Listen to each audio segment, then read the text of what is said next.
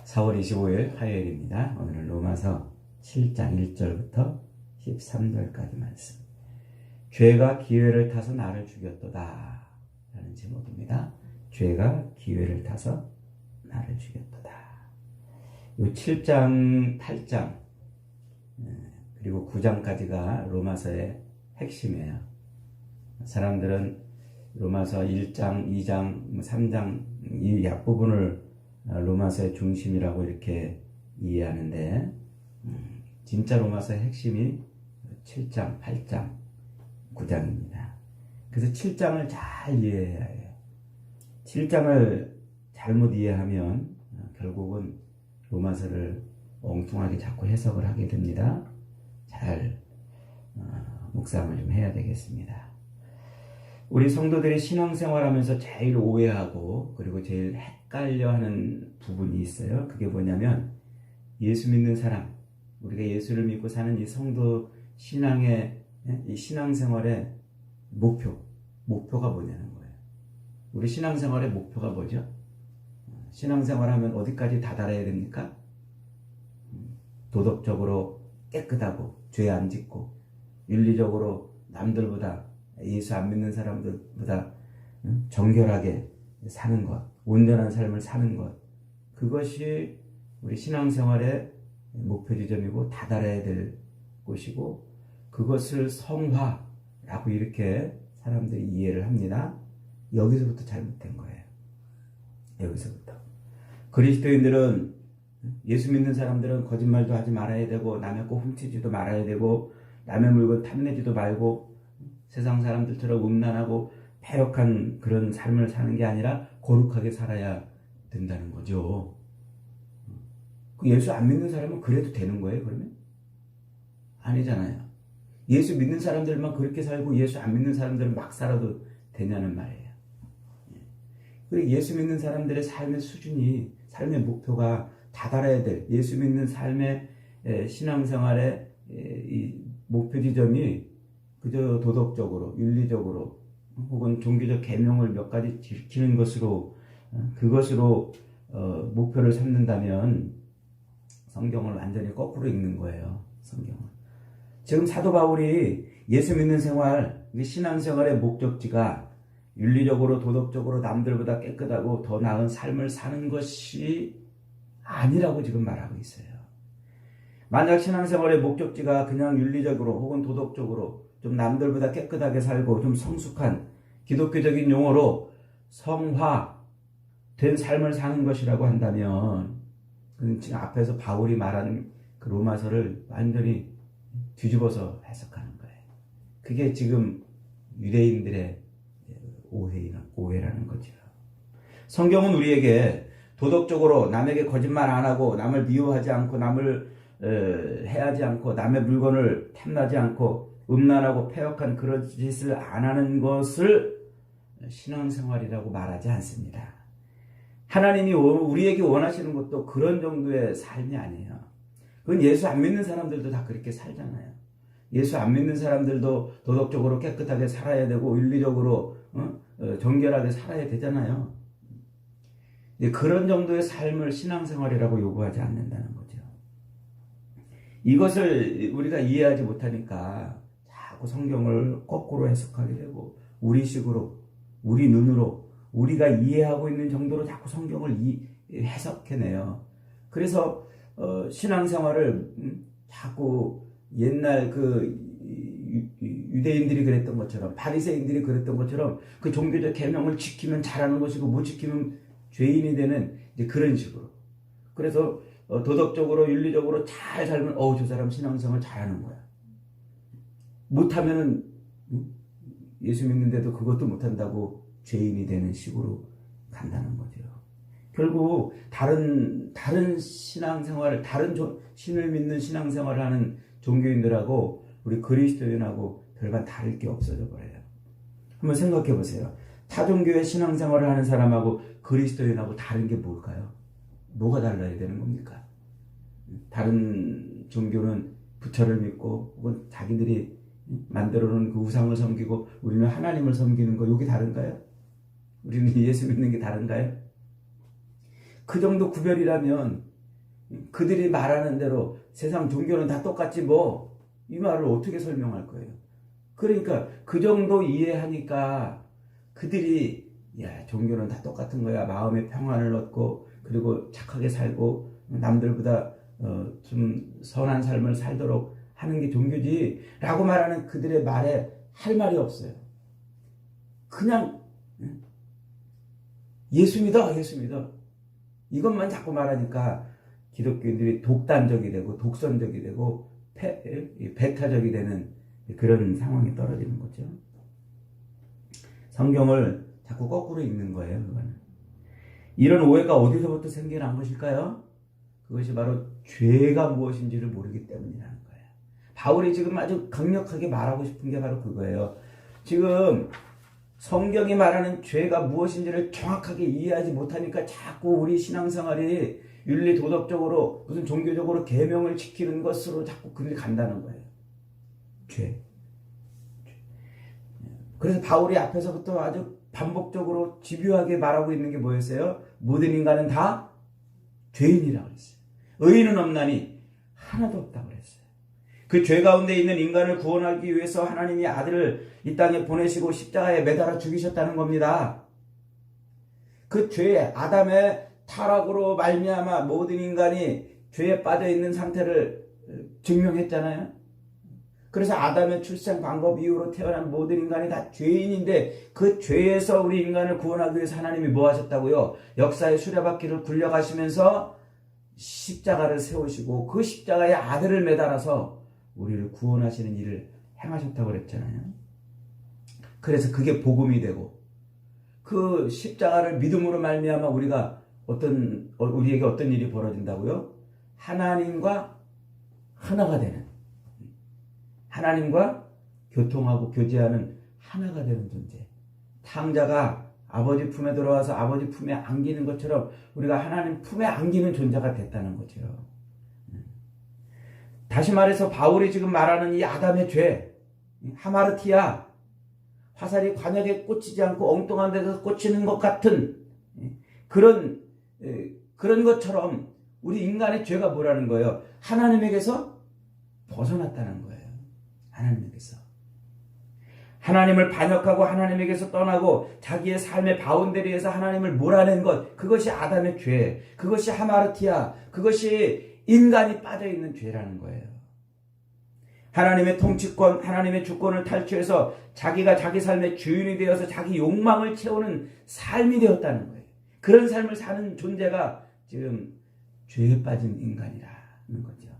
요즘 말로 표현하면 셀프 워십, 자기 숭배, 자기 숭배. 온통 자기를 드러내는 거예요.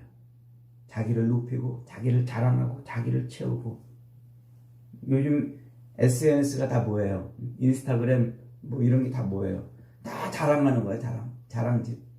어떤 사람은 그 자랑하는 맛에 신이 나고 어떤 사람은 그 자랑하는 맛에 SNS 안 하고 그런다고 그러잖아요. 다 자기 자랑하고 자기 만족하고 자기가 잘 돼야 되고. 그래서 서점에 가면은 산더미처럼 쌓여있는 책이 뭐예요? 자기 개발, 자기 경영, 성공하는 법, 자기를 높이는 법. 이게 산더미처럼 쌓여 있어요. 바울이 지적하고 있는 죄가 그거예요. 인간이 지금 자기의 삶의 영역에서 하나님을 뭐 했다는 거예요? 몰아냈다는 거. 그래서 자기를 채우는 삶, 자기 욕망을 채우고 자기 정욕을 채우고 자기를 더 높이는 그런 삶을 살고 있다는 거죠. 거기에 더해서 한 걸음 더 나아가서 뭐 하고 있다는 거예요? 그런 삶을 위해서 하나님을 종처럼 지금 부리고 있다는 거예요. 하나님을 종처럼. 이방인들이 자기 신 앞에 나가서 비나이다 비나이다 하는 것처럼 우리도 나를 채우고 내가 잘되고 내가 바라고 원하는 것을 얻으려고 하나님 앞에 나가서 비나이다 비나이다 하는 그런 종교 생활을 하고 있다는 거예요. 이게 바리새인들이 율법으로 하나님을 섬긴다고 말해놓고 결국은 그 율법을 잘 지키면은 자기 의를 드러내는 것 같은 그런 일처럼 지금 오늘 우리 그리스도인들이 그렇게 살고 있다는 거죠. 이 개념을 이해하지 못하면 로마서 7장은 절대로 이해할 수 없어요. 이 죄의 개념, 이 개념이 분명하게 이해가 되어야 비로소 우리는 로마서를 제대로 이해할 수가 있어요. 로마서 7장은 인간의 성화를 말하는 장이 아니에요. 야, 우리가 이제 예수 믿었으니까 도덕적으로 윤리적으로 좀 내가 욕망을 죽이고 내가 좀 더 바르게 살려고 좀 더 성숙해져가는 그런 삶을 살자. 그걸 성화라고 말하잖아요. 그래서 윤리적으로 도덕적으로 성장해 가는 것을 신앙생활이라고 보는데 이 절대로 그게 아니에요. 6장까지 이야기한 것을 지금 바울은 다른 각도에서 설명하고 있는 거예요. 이 구조를 알아야 돼요. 구조. 무슨 말이냐면 지금 인간은 죄에 빠져 있다고 그랬잖아요. 그 죄에 빠진 인간의 실상이 무엇인지를 7장에서 설명하고 있는 거예요. 다른 각도에서 설명하고 있다는 거죠. 그러니까 사도 바울이 지금 인간은 본질상 진노의 자식이라고 그랬잖아요. 죄에 빠져 있다고 그랬잖아요. 의인이 아니라고 그랬잖아요. 그래서 제가 로마서 첫 부분에서 무슨 말씀을 드렸냐면 우리의 이 오성이 완전히 다 타락됐다고 그랬죠. 오감으로 받아들이는 모든 지식, 이성, 그리고 그것을 행하는 의지, 이런 것이 다 타락돼가지고 똥인지 된장인지도 사실은 잘 구분을 못하는 그런 존재가 우리 인간이라고 그랬잖아요. 그 날 때부터 진노의 자식이라는 게 그런 의미예요. 시편 51편 5절에서도 이렇게 말하죠. 내가 죄악 중에 출생하였으며 모친이 죄악 중에 나를 잉태하였나이다. 인간은 죄 가운데서 태어났다는 말이에요. 죄 속에서 나온 거예요. 그래서 5장 12절에서 앞에 5장 12절 한번 다시 봅니다. 이러므로 한 사람으로 말미암아 죄가 세상에 들어오고 죄로 말미암아 사망이 왔나니 이와 같이 모든 사람이 죄를 지었으므로 사망이 모든 사람에게 임하였느니라. 그러니까 인간은 날 때부터 어디서 퐁하고 나오냐면 죄 속에서 퐁하고 태어나오는 거예요. 태어나는 그 자체가 죄인으로 태어난다는 말이에요. 태어나는 그 자체가 죄인으로 태어났다는 증거가 뭐라고요? 그게 사망이라고요. 그게 죽음이라고요. 죽음, 안 죽는 인간이 없잖아요. 그게 인간이 본질상 진노의 자식이고 죄 가운데 태어났고 죄인이라는 증거란 말이에요. 그렇게 본질상 진노의 자식으로 태어난 그 인간이 이제 이 땅을 살아가는데 그런 인간이 사는데 그 삶의 모습이 어떤지 그걸 설명하는 게 7장이란 말이에요. 5절을 한번 읽어봅니다. 5절, 7장 5절. 시작. 우리가 육신에 있을 때에는 율법으로 말미암는 죄의 정욕이 우리 지체 중에 역사하여 우리로 사망을 위하여 열매를 맺게 하였더니. 이 바울이 참 놀라운 말을 하는데 이게 한글로 이걸 풀어가지고 번역을 해도 좋은데 이제 그러면 이제 원문에서 약간 의미가 자꾸 달라질 수 있으니까 가급적이면 원문을 훼손 안 하게 원문 그대로 자꾸 번역을 성경을 하는 거예요. 나머지는 이제 해석자의 몫이에요. 저 의미가 뭔가 이렇게 해석을 해내야 되는 거죠. 자, 그게 뭔지 오늘 살펴봅니다.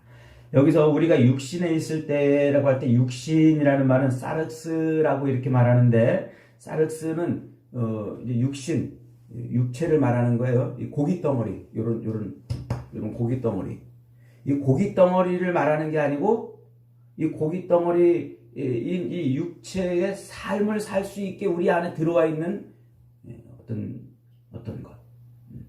영은 아니에요. 혼이라고 이렇게 말할 수 있어요. 그러니까 이 고기 덩어리로 되어 있는 우리 육체 안에서 이 고기 덩어리로 말미암아 삶을 살 수 있도록 만들어주는 우리 안에 있는 욕구예요. 이게 뭐냐면 하나님이 아담과 하와를 지으시고 생육하고 번성하고 땅에 충만하고 땅을 다스리고 정복하라 그랬잖아요. 그러니까 아담과 하와가 생육하고 번성하려면 뭐 해야 돼요? 그런 우리 인간의 그런 생육하고 번성하기 위한 욕구가 있단 말이에요. 살기 위해서 먹어야 돼요. 자야 돼요. 일해야 돼요. 또 생육하고 번성하려면 성적인 욕망도 있어야 돼요. 그러니까 그런 걸 말하는 거예요. 모든 이런 풀이나 나무나 동물이든 식물이든 우리 인간이든 육체, 생육하고 번성하기 위한 그런 어떤 존재로서 있는 그 육체를 말하는 거예요. 고깃덩어리가 아닌 생육하고 번성하기 위한 우리 인간에게 들어있는 욕구. 그것을 이제 철학적으로 말하면 식욕, 성욕, 소유욕, 수면욕, 무슨 욕구 있죠. 명예욕, 이런 욕구들. 그게 우리 안에 있는, 지금 바울이 말하는 이게 육체라는 말이, 육신이라는 말이 그 말이에요. 우리가 육신에 있을 때에는 이 말이에요. 이 말. 그래서 육체를 가진 존재는 생육하고 번성하고 땅에 충만하기 위해서 하나님이 넣어놓으신 그 식욕과 성욕과 명예욕과 소유욕과 이런 것들이 이제 있는데, 우리 그런 곳에 있을 때에는 이런 말이에요. 갈라디아서 5장 17절에 보면 바울이 이런 말을 해요. 육체의 소욕은 성령을 거스리고 성령의 소욕은 육체를 거스리나니 이들이 서로 대적함으로 너희가 원하는 것을 하지 못하게 하려 합니다. 그 육체의 소욕이라고 말할 때 그게 지금 로마서 5장 7절에서 6장 7장 5절에서 말하는 육신에 있을 때의 요 말이에요. 우리 안에 있는 소욕, 육신의 소욕들, 생육하고 번성하고 땅에 충만하기 위해서 넣어놓으신 그런 소욕을 말하는 거예요. 자, 7장 읽어봅니다. 7장. 시작. 그런즉 우리가 무슨 말을 하리요? 율법이 죄냐? 그럴 수 없느니라. 율법으로 말미암지 않고는 내가 죄를 알지 못하였으니, 곧 율법이 탐내지 말라 하지 아니하였더라면 내가 탐심을 알지 못하였느니라. 이 말이 되게 중요한 말이에요. 그러니까 율법이 없었더라면 내가 뭐를 알지 못했다는 거예요? 탐심을 알지 못했다는 거예요. 율법이 야 탐내지 마 그랬으면, 그러니까 이게 탐심이구나 이걸 알았다는 거예요. 이게 여기서 탐심이라고 번역된 이 말은 에피티미아라는 말이에요. 에피티미아, 즉 금지돼서 해서는 안 되는 어떤 것을 하려고 하는 욕망, 강한 소원, 소망, 이거를 에피티미아 이렇게 말해요. 그러니까 내 안에서 뭔가 막 하려고 하는 욕망, 욕구 있죠. 그것을 에피티미아 이렇게 말해요. 그런데 재미있게도요, 누가복음 22장 25절에 가면은 예수님이 제자들을 불러놓고 마지막 6월절 만찬을 하시잖아요. 그러면서 뭐라고 이렇게 말씀하시냐면 25절에 내가 이르시되 내가 고난을 받기 전에 너희와 함께 이 6월절 먹기를 원하고 원하였노라 이렇게 말해요. 요 예수님이 원하고 원하였노라라고 말한 그 말이 그 에피티미아예요. 그러니까 예수님에게도 뭐가 있었어요? 욕구가 있었던 거예요. 제자들과 함께 마지막 6월절 만찬을 하고 싶은. 그래서 그 3년 반 동안에 그 복음 전도 생활을 하고 그때에 맞춰가지고 그걸 하고 싶어서 예수님이 그때에 맞춰서 왔다는 얘기예요. 그게 욕구가 다 있다는 거예요. 그러니까 이 육체, 생육하고 번성하기 위한 이 육체를 가지고 있는 존재한테는 다 뭐가 있는 거예요? 욕구가 다 있다는 거예요. 식욕이며 성욕이며 명예욕이며 소유욕이며. 그러니까 그런 욕구들은 사실은 뭐예요? 자연스러운 거란 말이에요. 자연스러운. 그런 욕구는 다 자연스러운 거예요. 인간에게 있는 그 욕구는 자연스러운 건데, 예를 들어가지고 배고픈데 밥 먹으려고 그러는 것 자연스럽잖아요. 졸린데 잠자려고 그러는 것 안 자연스러워요? 그러니까 이뻐지고 싶고 높아지고 싶고, 이게 뭐라는 거예요? 자연스러운 거라는 거예요. 물 마시면 물 먹고 싶고. 하나님이 이 육체를 가지고 있는 존재로 하여금 생육하고 번성하게 하기 위해서 넣어놓은 그 욕구들은 너무나 자연스러운 거란 말이에요. 그렇게 되게 하신 거란 말이에요, 하나님이. 그래서 육체적 존재로 하여금 생육하고 번성하고 땅에 충만하게 하시는 것이죠. 그런데 그 자연스러운 욕구가 왜 문제가 됐다고요? 왜 문제가 됐다고요? 그 욕구가 탐심이 됐단 말이에요. 탐심이. 8절 한번 읽어봅니다. 8절. 시작. 죄가 기회를 타서 계명으로 말미암아 내 속에서 온갖 탐심을 이루었나니 이는 율법이 없으면 죄가 죽은 것입니다. 이 육체의 욕심, 육체 안에 있던 욕구, 이 본질상 진노의 자식으로 태어나 있는 그 모든 죄인으로 태어나 있는 그 인간의 그 욕구, 식욕, 성욕, 명예욕, 뭐 이런 욕구들, 그런 욕구들을 어떻게 했다고요? 그 욕구들을 죄가 기회를 타서 탐심이 되게 했다는 말이에요. 탐심이. 에피티미아. 하지 말아야 될 것을 하도록 폭발하게 만들었다는 거예요. 그러니까 요 탐심을 이루었다라고 말할 때 그 이루었다라는 말 카테르 가조마이라고 하는데 요게 이제 덧붙였다, 부추겼다, 이끌어냈다, 요동치게 했다는 거예요. 우리 안에 있는 욕구를 뭐 했다는 거예요? 폭발하게 했다는 거예요. 뭐가? 죄가. 하마르티아, 죄. 하나님에게서 계명에서 벗어나게 하는 그것이 기회를 타가지고 우리 마음을 막 부추겨서 우리 안에 있는 욕구를 막 부추겨가지고 펑 하고 폭발해서 욕망이 되게 했다는 말이에요. 타락한 인간들에게서 나오는 욕망. 창세기 3장 6절에 가면 이런 말이 있어요. 여자가 그 나무를 본즉 보암직도 하고 먹음직도 하고 보암직도 하고 지혜롭게 할 만큼 탐스럽게도 한 나무인지라 여자가 그 열매를 따먹고 자기와 함께 있는 남편에게도 주매 그도 먹은지라. 요 먹음직하고 보암직하고 지혜롭게 할 만큼 탐스럽게 했다. 요 말이 식욕, 소유욕, 명예욕 이런 욕구를 말하는 거예요. 그런데 이걸 어떻게 했다고요? 뱀이 와가지고 쑤셔거려가지고 폭발하게 했다. 폭발하게. 그러니까 하나님이 그들로 하여금 생육하고 번성하게 하라고 하신 그 욕구들을 넣어놓으셨는데 마귀가 와가지고 그걸 막 쑤셔거린 거예요. 그래서 뭐 하게 했다? 요동치게 했다. 욕구가 폭발해서 그래서 요동치게 했다. 아담이 거기 넘어간 거예요. 첫사람 아담이 그렇게 그 식욕과 성욕과 소유욕을 명예욕을 건드리는 이 마귀의 그 수석거림 폭발하게 하는 것에 넘어갔어요. 그게 죄 가운데 있어서 넘어간 거라는 말이에요. 죄가 기회를 탔다는 말이 죄가 우리를 덮었기 때문에 그렇다는 말이에요.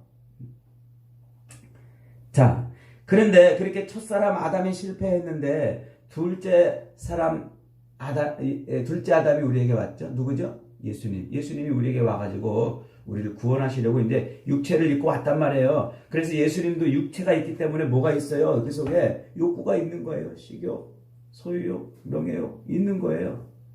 그러니까 마귀가 와가지고 육체로 온 그 예수님을 공격하잖아요. 그래 마태복음 4장에 가면 1절부터 11절에 그 예수님을 시험해요. 첫째 뭘로 시험해요? 돌로 떡 만들어 먹어봐라. 식욕이죠. 그리고 성전 꼭대기에서 뛰어내려봐라. 발을 천사가 받쳐가지고 너 하나님의 아들인 걸 증명해 줄 거다. 명예욕이죠. 그 다음에 산 꼭대기 올라가 나한테 한 번만 절해. 이 모든 걸 다 줄게. 소유욕이죠. 아담에게 접근해서 공격했던 그 욕구를 수석거리는 그 일을 똑같이 하는 거예요. 그래서 예수님한테도 와가지고 그걸 공격을 하죠. 그래서 욕구를 폭발시켜서 욕망이 되게 만드는 일을 마귀가 하는 거예요. 예수님은 어떻게 했다고요? 그걸 이기셨다고요. 그걸 이기셨다. 그러니까 인간에게 있는 쾌락이라든가 인간에게 있는 즐거움 이런 것은 하나님이 우리 인간에게 주신 생육하고 번성하게 하기 위한 그런 욕구들인데 그 자체가 잘못된 것은 아니에요.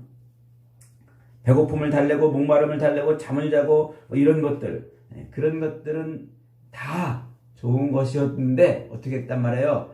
죄가 덮여있는 상태로 악한 마귀가 와가지고 그걸 뭐 했어요? 수석거려서 폭발했다는 거예요. 폭발. 이게 바로 지금 바울이 말하고 있는 인간의 본성이에요. 바울이 말하고 있는. 그래서 인간은 이 땅에 살고 있는 인간은 늘 뭐를 하는 거예요? 그 마귀의 그 수석거림, 죄가 덮여있는 상태에서 마귀가 늘 부추기니까 늘 자기 욕망과 욕심을 채우는 삶을 사는 거예요. 더 자기를 채우고 자기를 높이고 자기를 만족시키는 그런 삶을 사는 거죠.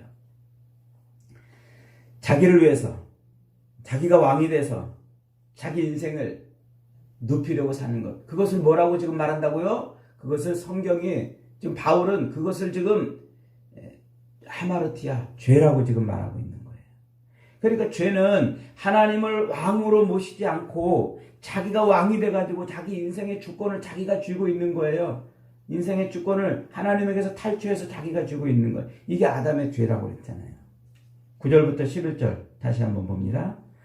전에 율법을 깨닫지 못했을 때에는 내가 살았더니 계명의 이름에 죄는 살아나고 나는 죽었도다. 생명에 이르게 할 그 계명이 내게 대하여 도리어 사망에 이르게 하는 것이 되었도다. 죄가 기회를 타서 계명으로 말미암아 나를 속이고 그것으로 나를 죽였느니라.